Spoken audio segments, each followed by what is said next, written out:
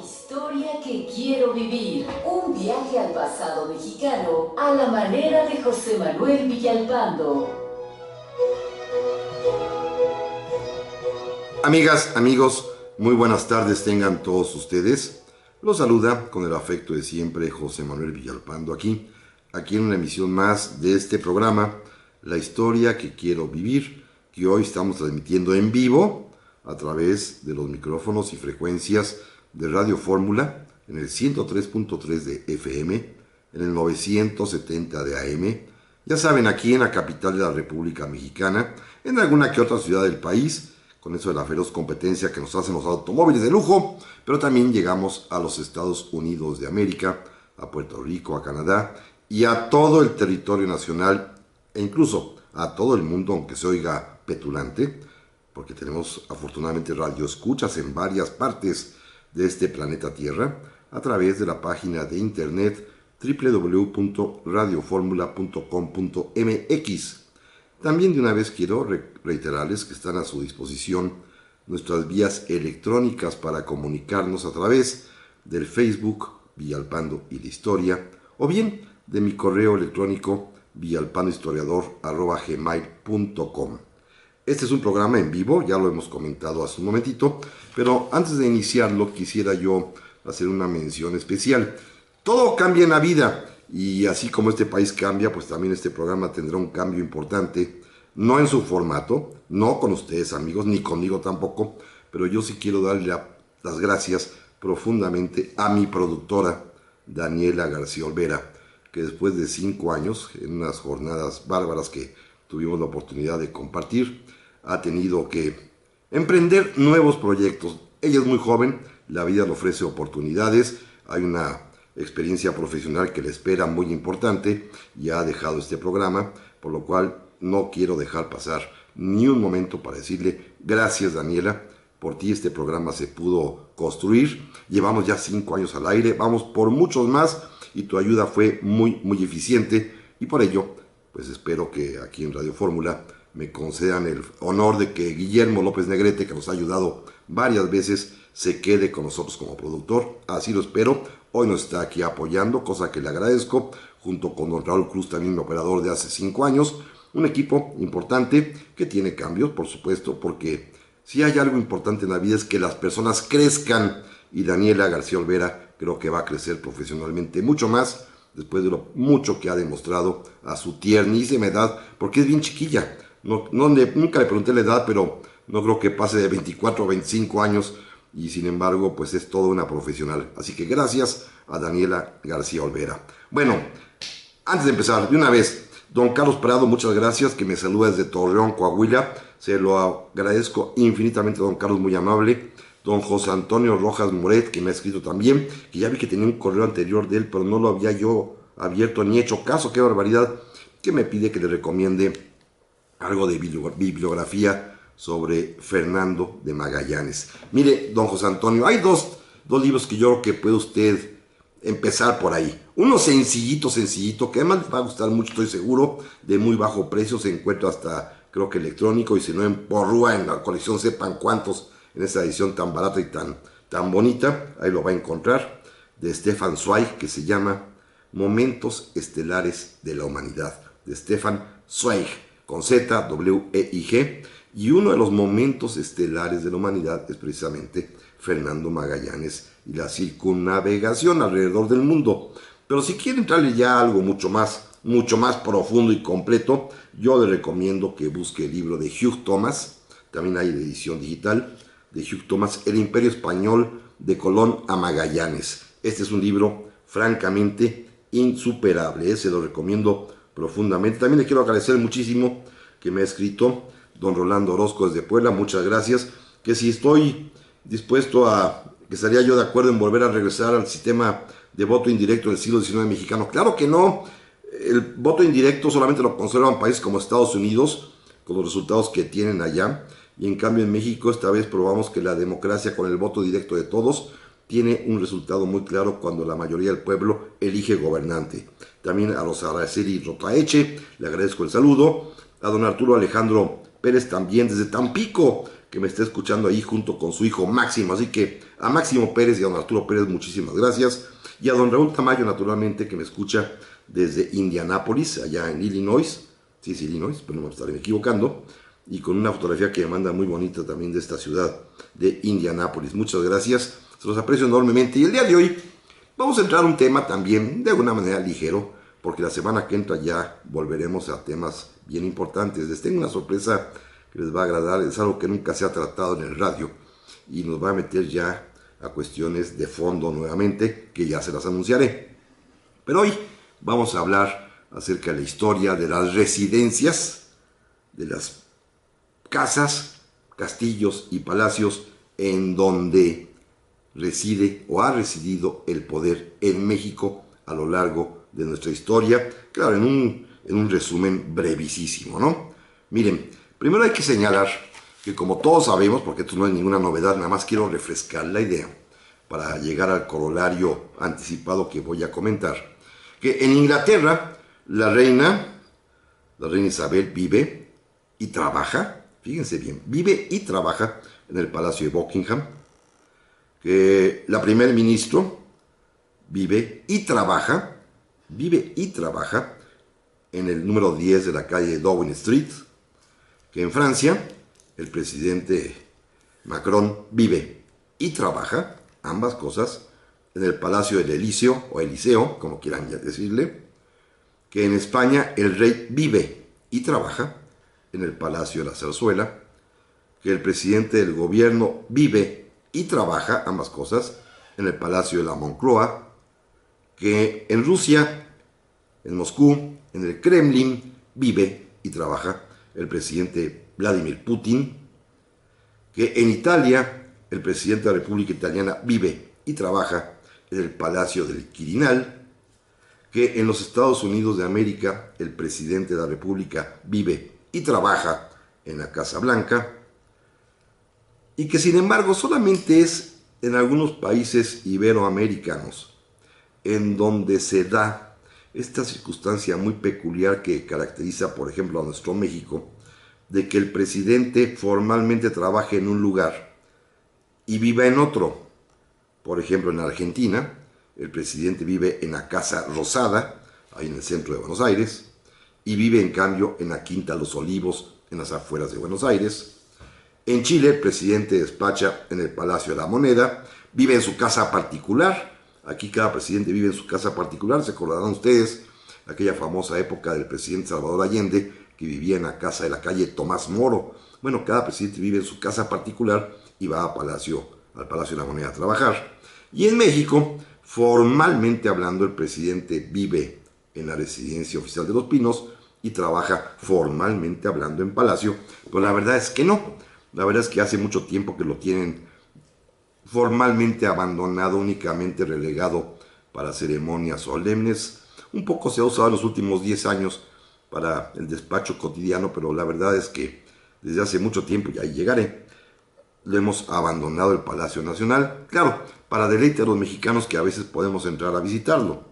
Pero déjenme comentarles que todo esto viene a propósito porque el candidato triunfador a la presidencia de la República, Andrés Manuel López Obrador, ha anunciado, y lo ha dicho desde mucho tiempo atrás, que su deseo, antes decía, era vivir en Palacio Nacional, y ahora ya se moderó un poco más y comentó que quiere vivir ya cerca del centro en virtud de que va a trabajar todos los días a las 6 de la mañana. Yo le tengo una mejor propuesta, que viva en Palacio Nacional. Hasta le voy a decir dónde. No en el recinto Juárez, como se dijo alguna vez, no en el edificio vetusto, el que es, digámoslo así, el Palacio Antiguo, sino en la parte de atrás. Si ustedes han entrado a Palacio, en los jardines bellísimos que están en la parte posterior del gran edificio colonial, donde se encuentra el jardín botánico, lo que llaman la capilla, que es la biblioteca de la Secretaría de Hacienda, hay también un jardín muy muy bonito, en el cual, en el fondo de él, a principios de este siglo, el presidente Fox construyó un edificio modernísimo que es el cimiento del helipuerto que se encuentra arriba.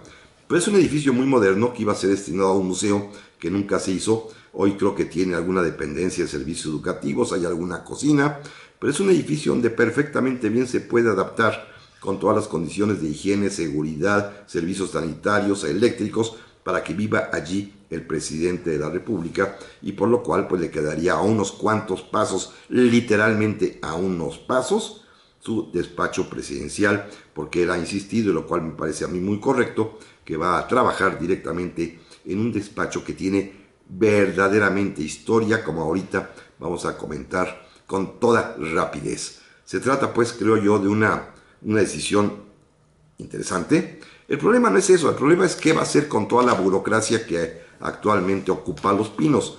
En Los Pinos hay una serie de casas y de residencias. La residencia presidencial es una en realidad muy pequeña, pero que está compuesta por montonales de otros edificios llenos de gente que trabaja allí. Todas esas personas trabajan para la presidencia de la República. No sé dónde van a caber en Palacio Nacional, aquí sería verdaderamente imposible hacerlo, pero de cualquier suerte creo que se trataría de una decisión bien importante, dejando Los Pinos, por lo menos la parte del parque público, para el pueblo, y quizás alguno que otro edificio para alguna actividad cultural. Con que se pueda expandir la extensión del bosque Chapultepec, creo que saldríamos los mexicanos ya con eso ganando.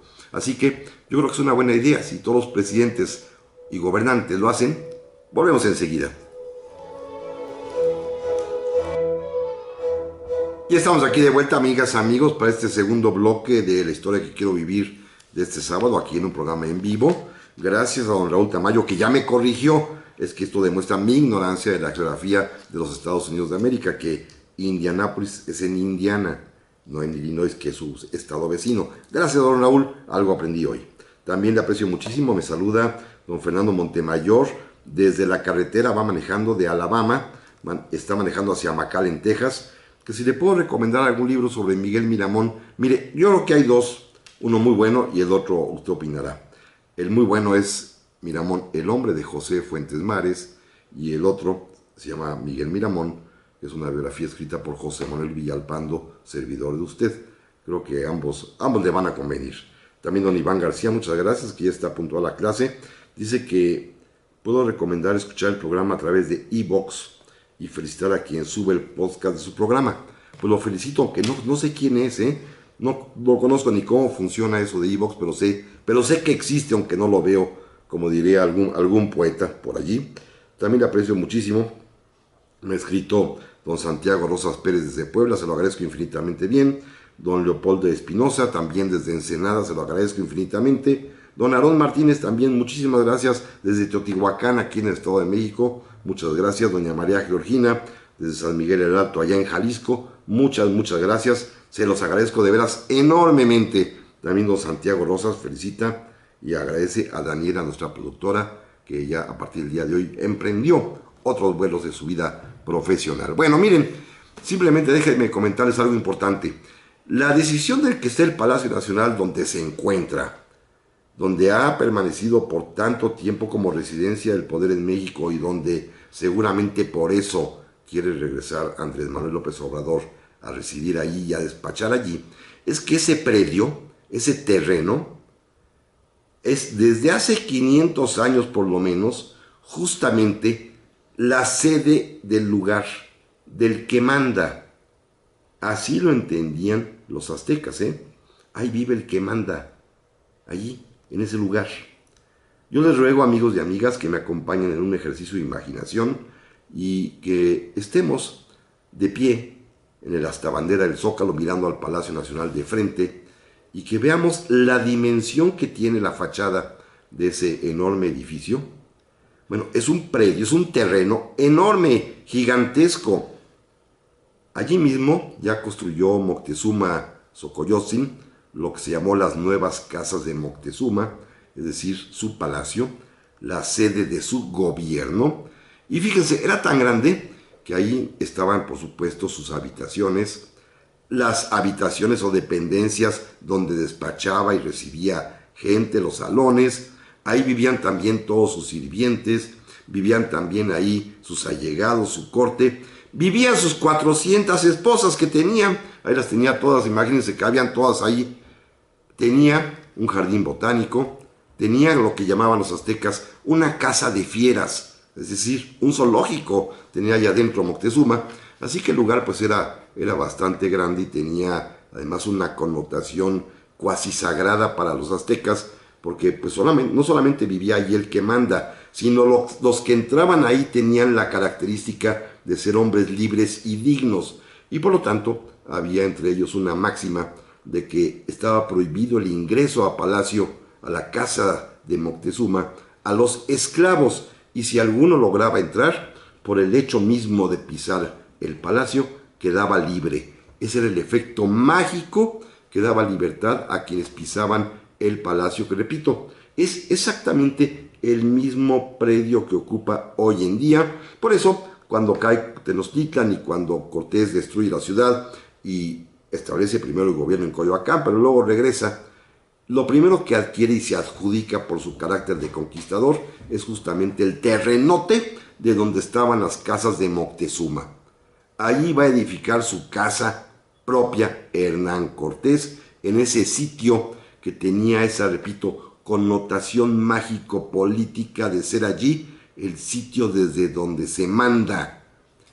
Los reyes de España se percataron de esta, pues, interesantísima casualidad de que el capitán general Hernán Cortés, el conquistador, había instalado su casa propia, su casa personal, su propio palacio, exactamente en el sitio donde había estado el palacio de Moctezuma. Y, nada tontos, le compraron la casa a los descendientes de Hernán Cortés para edificar ahí lo que se va a llamar entonces el Palacio Real de México. Palacio Virreinal también se le llegó a conocer, es decir, el lugar, el asiento en donde gobernaría la Nueva España el representante, el otro yo del rey, que es el virrey. Ahí se va a establecer, por supuesto, la oficina, el despacho del virrey. Fíjense, vámonos otra vez al pie de la asta bandera, miremos el Palacio Nacional. Todos lo vemos con tres puertas: la central, a la izquierda la puerta Mariana, que espero me permita el tiempo platicar la pequeña anécdota por lo que se llama así, y del lado derecho la puerta de honor, que sabemos está reservada únicamente para el presidente de la República, y que allí, que desemboca al patio de honor, allá arriba están las oficinas del propio primer mandatario. Bueno, en la época colonial existían las tres puertas. La Mariana, a la izquierda, mucho más pequeñita, era apenas un zaguancito, pero las otras dos ya estaban perfectamente bien edificadas. Y en el patio de honor arriba, donde se estableció el despacho del virrey, la oficina particular del virrey, fíjense amigos, es exactamente la misma, el mismo lugar que hoy es la oficina del presidente de la República. Figúrense cuánta historia ha pasado por allí desde mediados del siglo XVI hasta un poquito más de mediados del siglo XX, cuando se abandonó Palacio Nacional. Pues las grandes decisiones de este país en cuanto a un presidente se refiere se han tomado en ese despacho, que ha sido el mismo que ocupó el virrey Luis de Velasco II, que ocuparía el virrey Calleja, que ocuparía el presidente Victoria, o el presidente Antonio López Santana, o el presidente Juárez, o en su momento el presidente Obregón, o el presidente Ávila Camacho, y hasta nuestros días. Es exactamente el mismo despacho presidencial que antes era el despacho del virrey. Allí mismo, alrededor de ese patio de honor, se encontraba también pues la sala de acuerdos, que era la sala de juntas, que sigue existiendo, la pequeña biblioteca en la esquina de la Plaza de la Constitución, que cuenta incluso con un elevador que mandó construir don Porfirio, y luego si camino por dentro y da una vuelta a la derecha, pues vienen los grandes salones, el verde, el azul, el salón de embajadores, los salones total importantes. Pero en la parte de atrás del del despacho, está la oficina del secretario particular, muy pequeñita. Y luego, actualmente, que lo mandó construir Maximiliano, o lo mandó arreglar, está un gran comedor, larguísimo, enorme, como para 100 personas. Si ustedes lo han visitado Palacio, lo recordarán. Pero ese comedor no existía antes. Allí eran la habitación o la residencia privada del virrey, y fue durante mucho tiempo también la habitación o residencia privada del presidente de la República. Es decir, los virreyes y los presidentes hasta la época de Miguel Miramón van a vivir en realidad a cuatro pasos del despacho presidencial, a unos cuantos metros sobre el mismo pasillo. Ahí vivía el presidente con su familia o el virrey con su familia, y ahí luego, caminando nada más menos de un minuto, llegaban a su despacho. Pero en el mismo palacio, ahí estaba, en época colonial, todas las demás oficinas públicas en el primer piso. Recuerden, amigos, que el palacio siempre tuvo nada más 2 pisos hasta la época del presidente Calles, que le agrega el tercero. Pero ahí estaban, pues, los tribunales, la audiencia, todos los demás oficiales de la Secretaría del Virreinato, y en la parte de abajo del Palacio Nacional, en aquellos años coloniales y durante casi todo el siglo XIX, hubo establos, las cocheras para las carretas y carruajes, se rentaban accesorios para notarios y para imprentas. Bueno, hasta la cárcel estaba en el propio Palacio Virreinal, después Palacio Nacional. ¿Por qué? Pues porque la administración pública era muy pequeñita. El que va a sacar a todo el mundo de ahí será don Porfirio, ya más adelante, pero antes eran muy pocos los servidores al servicio del Estado, y por lo tanto todos cabían perfectamente bien en Palacio. Un palacio además que fue 2 veces en el siglo XVII asaltado y quemado. Uno en 1624, la otra vez en 1692. Las dos por la misma causa, porque el pueblo acusó de acaparadores de alimentos a los virreyes y decían que en las bodegas de Palacio tenían almacenados y escondidos cantidades enormes de maíz, y por lo tanto el pueblo 2 veces asaltó Palacio, lo destruyó, lo quemó, y afortunadamente en ambas ocasiones lo que logró salvarse fue el archivo, que lograron sacarlo de ahí pero muy a tiempo. Debo decirles, amigos, que el virrey Conde de Gálvez notó que el palacio en invierno era muy frío, por ejemplo, y en verano era sumamente caliente, y aparte, pues recuerden que la ciudad estaba rodeada por canales todavía y acequias, y seguramente en las épocas de verano y calurosos debe haber sido medio pestilente el rumbo de Palacio. En aquel tiempo, yo creo que todavía huele medio feón, pero decidió mejor construir una residencia de verano para los virreyes. Y el conde de Gálvez, y empezó su papá en realidad, también el otro virrey Gálvez, comenzaron a edificar un palacio de recreo para que en los meses veraniegos, cuando hacía mucho calor, los virreyes estuviesen a salvo del fétido olor del centro de la ciudad. Y entonces edificaron nada más y nada menos que el castillo de Chapultepec como la residencia alterna para el virrey. Es la primera vez que el poder sale de Palacio, se va a Chapultepec, pero únicamente como residencia. Volvemos enseguida. Ya estamos aquí, amigas, amigos, para este tercer bloque de esta tarde, de la historia que quiero vivir, que me está yendo rapidísimo. Gracias a don Javier Arellano, que me saluda como siempre desde Nueva Orleans, y que si aquí en México hay también residencias oficiales de vacaciones, como en los Estados Unidos existe Camp David, pues mire, sí y no. Oficialmente no, pero en la práctica sí, porque usted habrá escuchado seguramente de este gran fideicomiso público que se encarga del turismo, que es el FONATUR, el Fondo Nacional de Fomento al Turismo, que tiene en cada uno de sus desarrollos importantes, como lo son en Cancún, como lo es también en Huatulco, como sería también en el caso de Los Cabos y en Baja California también en la parte de Santa Rosalía.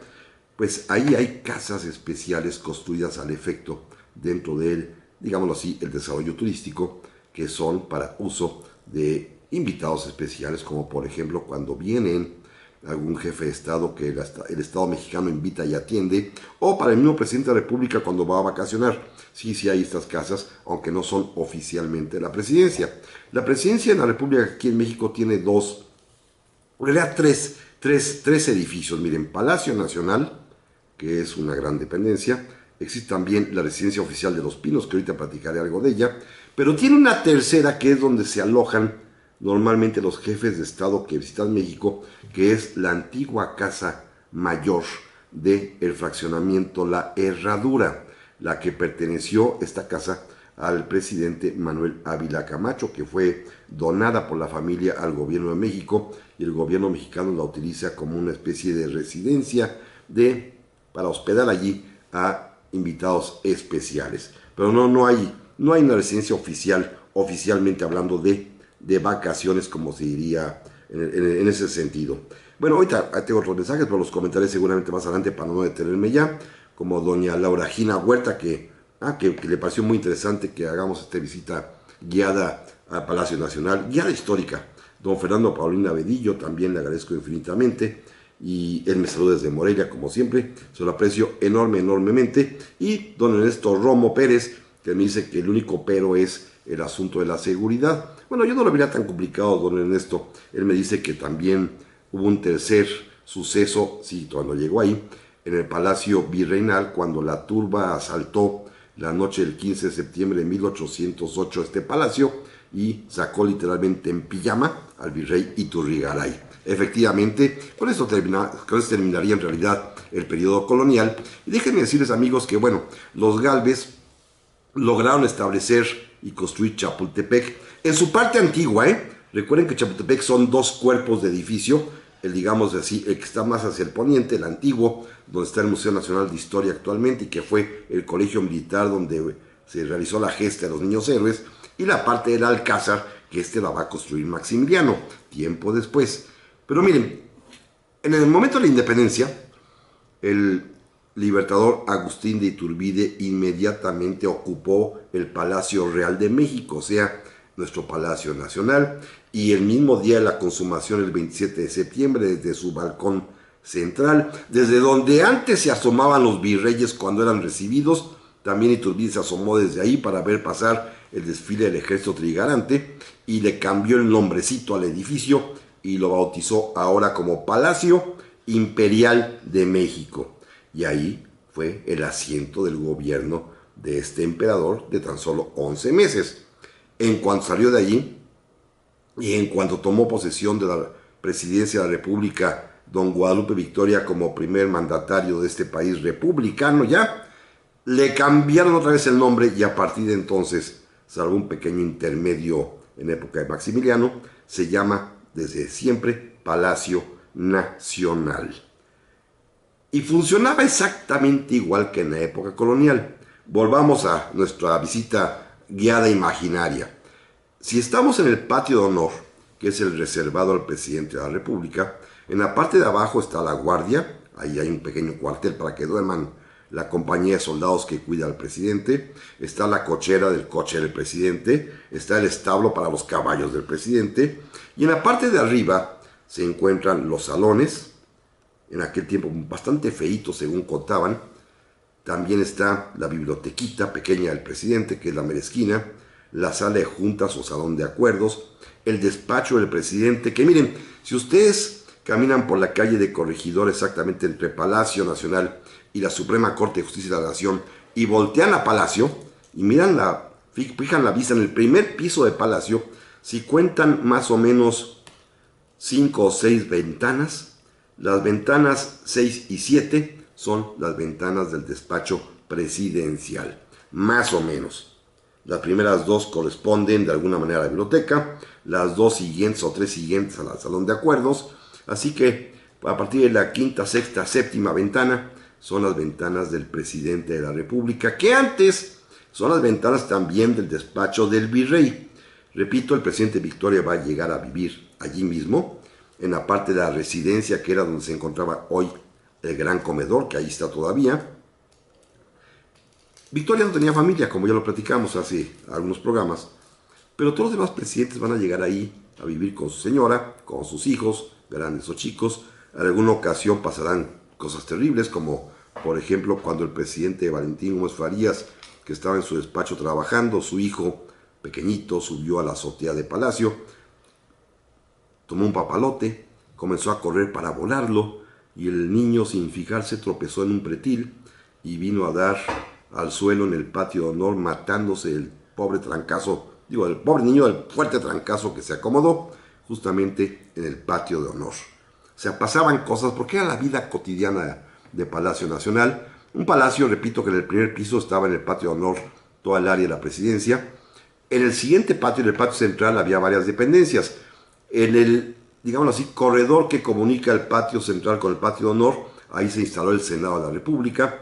Porque se me olvidó comentarles, también tenía el Palacio Virreinal teatro, y donde está el teatro, en el gobierno republicano se hizo ya el Congreso, se convirtió en Cámara de Diputados, Y en el resto del piso estaban las secretarías de Hacienda, el Ministerio de Guerra, el Ministerio de Fomento, todos los ministerios que habían perfectamente bien allí. Y en la planta baja pues se volvían a alquilar accesorias, había notarías, imprentas, había despachos, había establos, había caballerizas.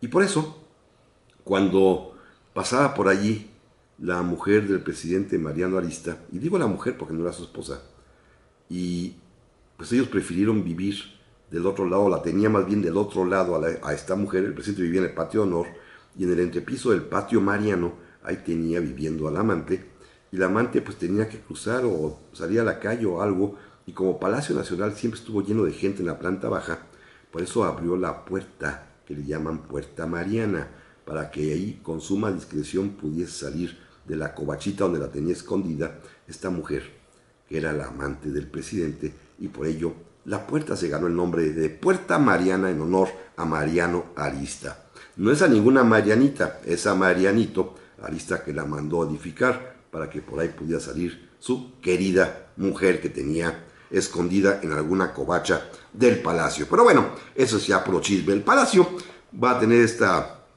enorme utilidad pues de ser la sede de los presidentes de la República de México, hasta que llegó Maximiliano.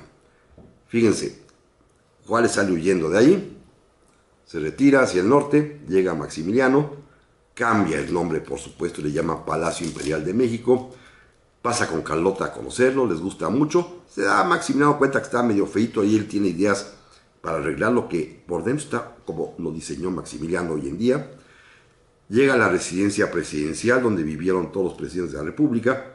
Pero fíjense amigos, cuando Maximiliano llega en 1864, pues tenía un año que se había ido el presidente Juárez y nadie había habitado la residencia presidencial, y pues no eran precisamente muy limpios los servidores de Palacio, no tenían mucha idea de la higiene, no había agua corriente en Palacio Nacional, lo cual es bien importante, así que la salubridad dejaba mucho que desear. Había una cama, Maximiliano y Carlota se desvisten, se ponen su pijama, se meten a la cama porque ya es la hora de dormir, y a los 5 minutos de pie los asaltaron, los atacaron legiones de chinches y de pulgas que pululaban por toda la recámara de la residencia presidencial en Palacio Nacional, y Maximiliano y Carlota no aguantaron y mejor se fueron a vivir a Chapultepec. Aquí sí, a vivir. Esto es bien importante. Maximiliano es el primero que establece una diferencia entre la residencia y la sede del poder, que son dos cosas muy distintas. Maximiliano establecerá su residencia, es decir, su casa, en el castillo de Chapultepec, e inclusive lo va a embellecer tanto que va a construir esta parte que conocemos como el Alcázar, que es aquella de las terrazas hermosísimas, que seguramente amigos todos hemos caminado por ahí, desde donde se mira maravillosamente todo el Valle de México, el Paseo de la Reforma, y se ve en los días en que no hay contaminación hasta los volcanes. Bueno, eso lo construye Maximiliano, y estaba tan encantado con su obra que llegó a decir que así como había construido un promontorio allá en Trieste para mirar bellamente el mar, y por lo tanto se llamaba Miramar, aquí a ese castillo le iba a poner el nombre de Miravalle. Pero poética o no poética, Maximiliano iba todos los días al centro a trabajar, dejaba a Carlotita en Chapultepec y él partía en su carroza. Para eso mandó a hacer una avenida que le llamó Paseo de la Emperatriz, que después será el Paseo de la Reforma, para irse todos los días a su despacho al Palacio Imperial, y lo mandó a arreglar. La distribución que hoy tiene el palacio, sobre todo en la parte frontal donde están los salones, el de recepciones, el de embajadores, el verde y el azul, esos 4 salones con unas vigas hermosísimas de cedro en el techo, son las decoraciones y el diseño que Maximiliano encomendó y que así se ha conservado, y además lo embelleció. Maximiliano fue el primero en dotar estos salones de aquellos retratos magníficos que tenemos de los héroes de independencia. Volvemos enseguida. Ya estamos aquí, amigas, amigos, para este último segmento de esta tarde. Mil gracias por sus muchas comunicaciones, y alguna me llenó de emoción, como don Ricardo Mendoza, que apenas ahorita las pude abrir también, que me hace el favor de hacerme una pregunta totalmente objetiva, porque me manda un par de fotos sobre cuál edificio me estoy refiriendo en la parte trasera de Palacio Nacional. En la primera foto que mandó don Ricardo, la primera, el edificio que tiene como arcadita, Es un edificio totalmente moderno, lo construyó en la época del presidente Fox, fue cuando se elaboró, no tiene mayor ocupación, es un edificio que pues, está totalmente desocupado y pues sin ninguna utilidad. Ahí cabe perfectamente bien un buen departamento cómodamente instalado, muy muy amplio seguramente, y ese edificio sostiene el helipuerto que se encuentra en el techo. Gracias don Ricardo, un saludo. Hizo usted muy objetiva la pregunta también. Don Jorge Macías me hace una corrección que acepto, por supuesto, que el verbo correcto es expandir, no expander. Lo sé, muchas gracias. Mire, cuando está uno hable y hable cual periquín, créame que pues nadie es perfecto y se van los errores, las metidas de pata. Don Porfirio Peñalosa también, le aprecio enormemente su mensaje, se lo agradezco infinitamente. Y por aquí tenía uno más también. Nuestro amigo Rafita Barrios, como siempre. Y don Federico Flores, que me pregunta que si el proyecto de Maximiliano era uno que por ahí circula en algunos planos antiguos de hacer un palacio tipo vienés. Sí, pero no, ni le dio tiempo ni se fijó que no había dinero y por lo tanto nada más lo rediseñó por dentro, como dirían hoy en día, lo volvió a decorar, lo redecoró por dentro y es como está exactamente actualmente hoy en día. Debo decir a ustedes, amigos, que cuando el presidente Juárez derrota a Maximiliano y regresa a la Ciudad de México, no llega a Palacio Nacional. No llega porque, primero, yo creo que no quería estar ahí mismo donde pues había gobernado Maximiliano. Segundo, ya no había residencia presidencial porque en estas decoraciones y estos arreglos que hizo el emperador, quitó la residencia presidencial y ahí construyó o se puso el gran comedor, que repito, hoy ustedes pueden ver todavía atrás del despacho presidencial. Y tercero, pues ya no había donde vivir más que unas covachas en donde vivía justamente la amante de Mariano Arista en el entrepiso del patio Mariano. Así que don Benito se fue a vivir a una de sus casas particulares, una quinta de campo que tenía en la hoy colonia San Rafael, en la calle Serapio Rendón, en donde se encuentra la escuela Margarita Maza de Juárez, edificada en un terreno que era del presidente Juárez, en donde tenía una casita de campo con su huerta, en donde va a fallecer doña Margarita, y una vez viudo el presidente ya sin hijos, pues se fue a vivir justamente a estas covachas espantosas en el Palacio Nacional, en donde hoy es el recinto de homenaje a Juárez que seguramente muchos conocen, que está en el patio Mariano, entre la planta baja y el primer piso, un entrepiso espantoso en donde no había ni luz eléctrica ni nada, ni por supuesto servicios sanitarios. Ahí es donde fallece el presidente Juárez y ahí es donde llega a vivir, para irme muy rápido, don Porfirio Díaz con su primera esposa en su primera presidencia, doña Delfina Ortega, en 1877. Allí mismo va a morir también la primera esposa del presidente Delfina Ortega, en ese lugar que es bastante sombrío. Si ustedes lo ven como museo pasa, pero vivir allí debe haber sido espantoso, tanto que años después, cuando regrese de nueva cuenta en 1880 a la presidencia don Porfirio, pero ya casado en esta ocasión con Carmen Romero Rubio, doña Carmelita, cuando don Porfirio le llevó a ver el lugar donde iban a vivir, recuerden que a don Porfirio le valía gorro los bienes materiales, el dinero y las casas. Él vivió donde se pudo y como se pudo, y en Palacio pues pensaba vivir en la residencia que había sido el presidente Juárez y donde había vivido él mismo y donde había fallecido su primera esposa. Pero doña Carmen Romero Rubio debe haberle dicho: Porfirio, ni loca me vengo a vivir aquí. Primero, esto está totalmente oscuro, insalubre, y además, Porfirio, aquí se murió la otra señora, tu primera esposa. Así que don Porfirio, aconsejado por doña Carmelita, buscó otro tipo de residencia. El presidente siguió trabajando en Palacio Nacional todos los días, pero se fue a vivir para el verano a Chapultepec, así como lo había hecho Maximiliano. Y para los otros meses, para las otras temporadas o estaciones del año, el propio presidente de la República rentó una casa en la calle de Cadena, que es hoy en día la avenida Venustiano Carranza, casi esquina con Bolívar. Perdón, es que traigo una tosecita que ya me está atacando. Y ahí donde se encuentra hoy en día un edificio muy moderno de un banco, estos españolizados, que antes era mexicano pero que lo compraron, allí era la casa privada del presidente en la calle de Cadena para los meses, digámoslo así, de invierno. En Chapultepec vivía en verano y en invierno en Cadena. Y despachaba todos los días en Palacio Nacional.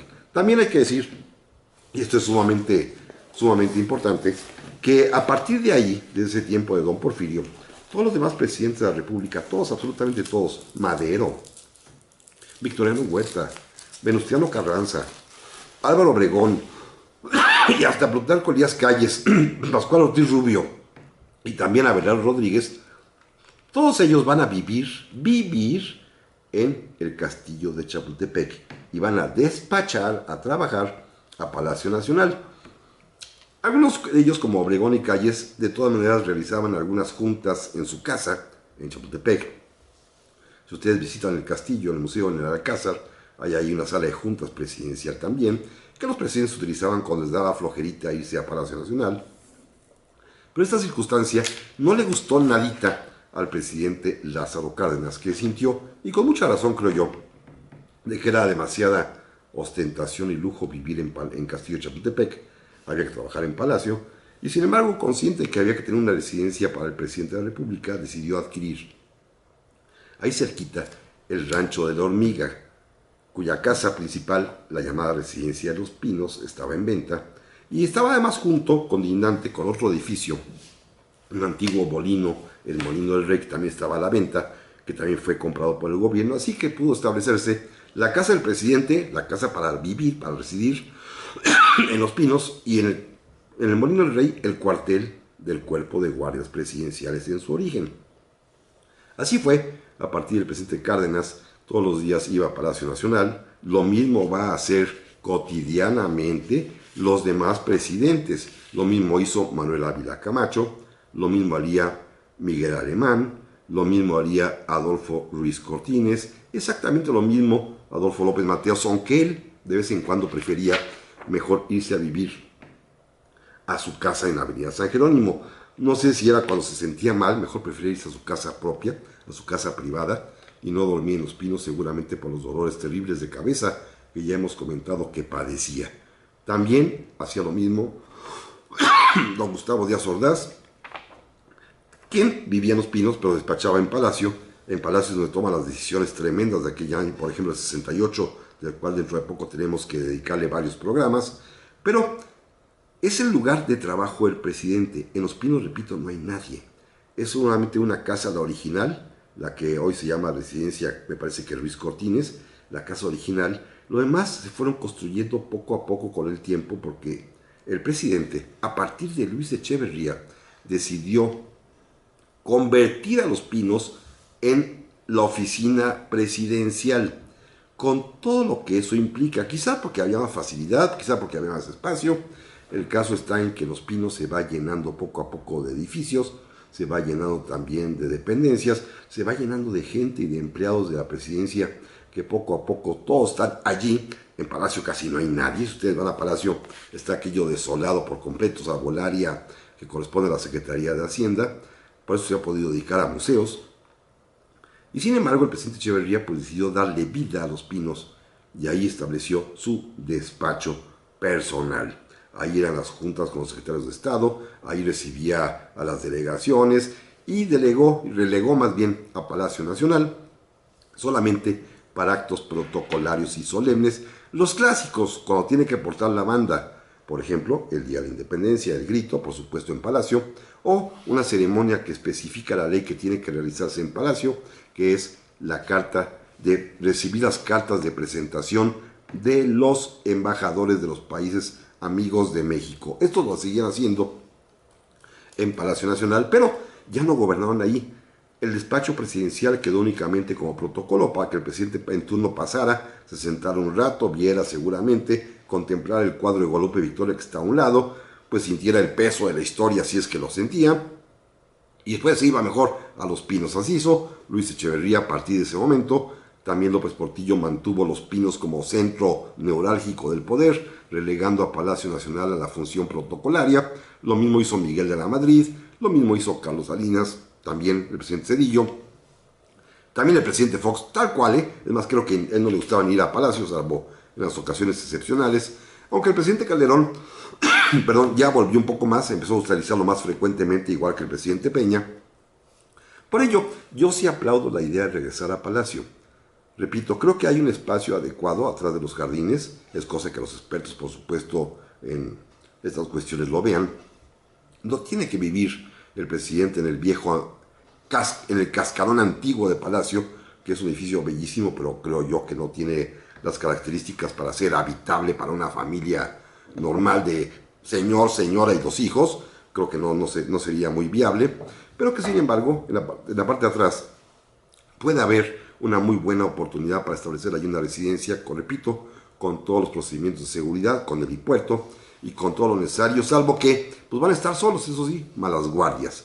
No habrá vecinos ni molestos ni no molestos, simplemente no lo sabrá, pero el presidente de la República podrá tener a unos cuantos pasos su despacho y el centro del poder, que es lo más importante, como sucede en países como Estados Unidos en la Casa Blanca, o en Francia con el Palacio del Elíseo, o en España en el Palacio de la Moncloa, o en Londres en la número 10 de Downing Street. Gracias amigos, muchísimas gracias por hoy. Nos escuchamos primero Dios aquí la semana que entra ya con otro tema distinto que les anticipo.